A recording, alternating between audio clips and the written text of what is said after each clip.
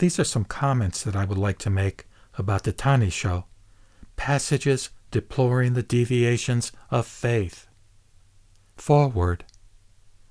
When I reflect with deep humility upon the past and the present, I cannot help but deplore the prevalence of various deviations from the true faith transmitted by word of mouth from our late master. So, the author of this book is Yuienbō, who was a direct disciple of Shinran. And he supposedly actually heard Shinran's words directly, his teachings directly. And of course, as Shinran's life went on, he had promulgated his particular interpretation of the Pure Land tradition, but there were people that they misunderstood or they misinterpreted it in various ways.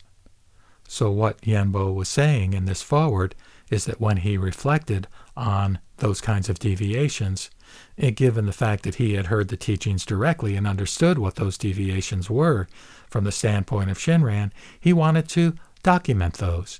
And so he has provided us with a wonderful gift which helps us understand Shinran's true reflections, interpretation, and understanding of Shinjin and the Pure Land Way. Now, he starts off by saying, when I reflect with deep humility.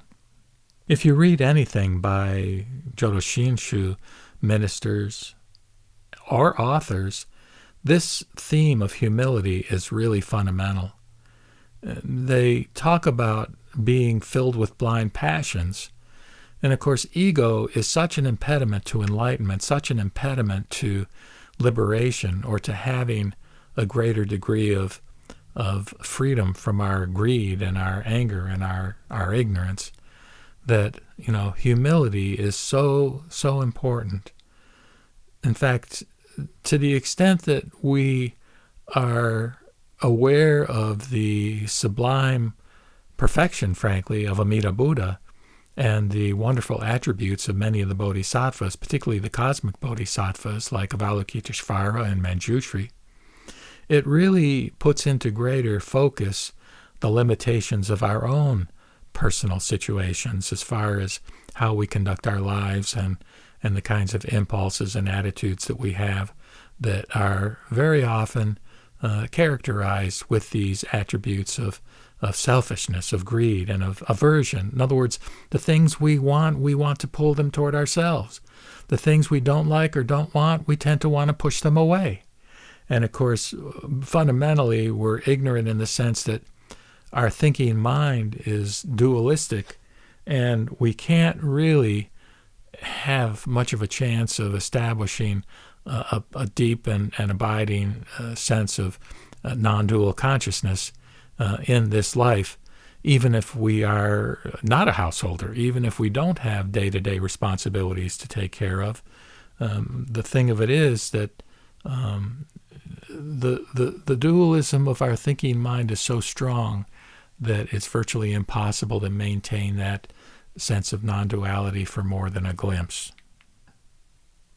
So again, Yuienbō says, when I reflect with deep humility, deep humility, upon the past and present, I cannot help but deplore the prevalence of various deviations from the true faith transmitted by word of mouth from our late master.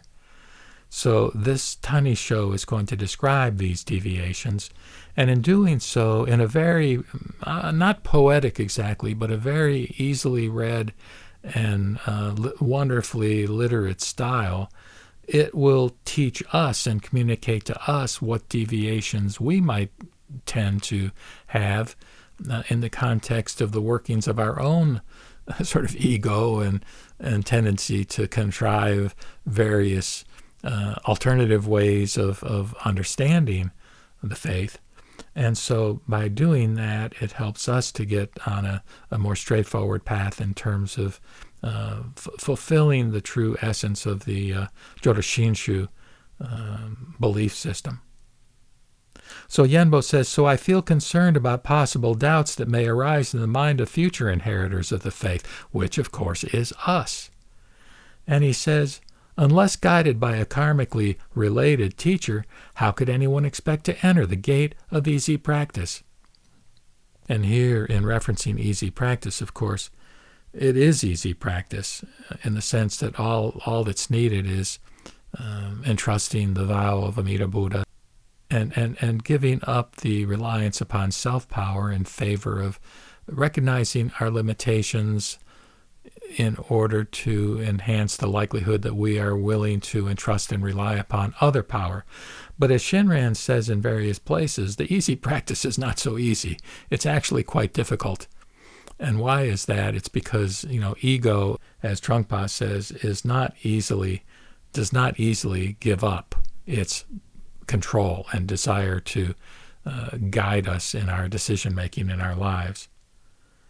So unless we get the inside scoop, if you will, the true interpretation and understanding of Shinran himself, we're likely to get diverted from the gate of easy practice.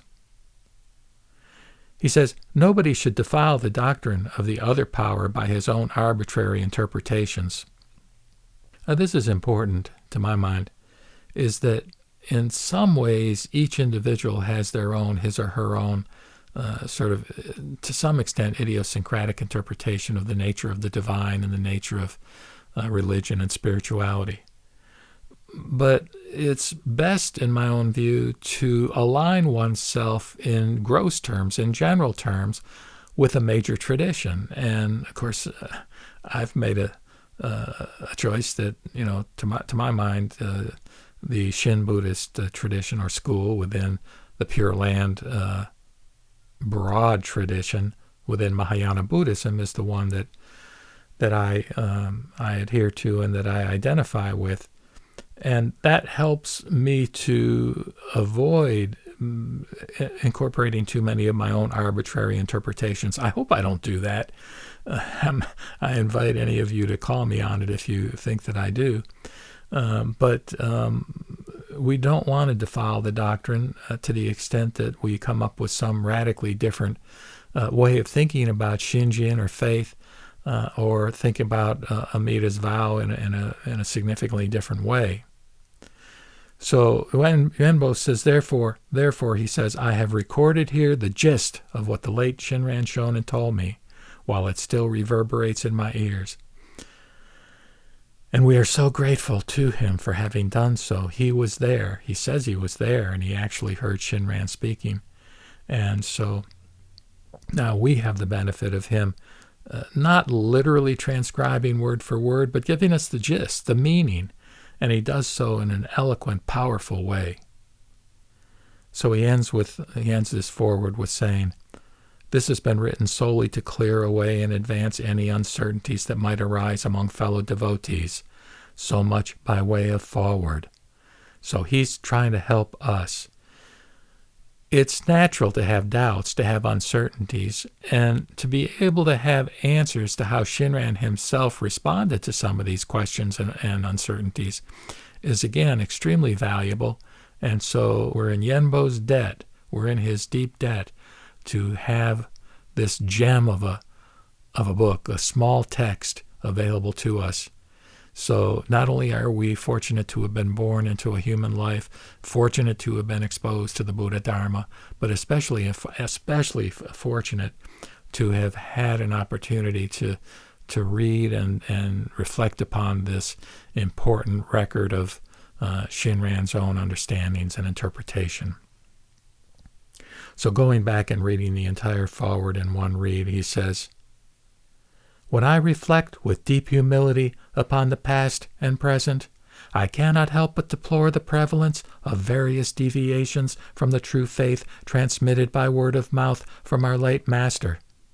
So I feel concerned about possible doubts that may arise in the minds of future inheritors of the faith.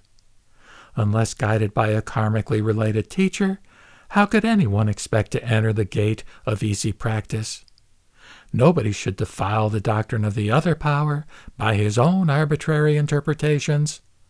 Therefore, I have recorded here the gist of what the late Shinran Shonin told me, while it still reverberates in my ears.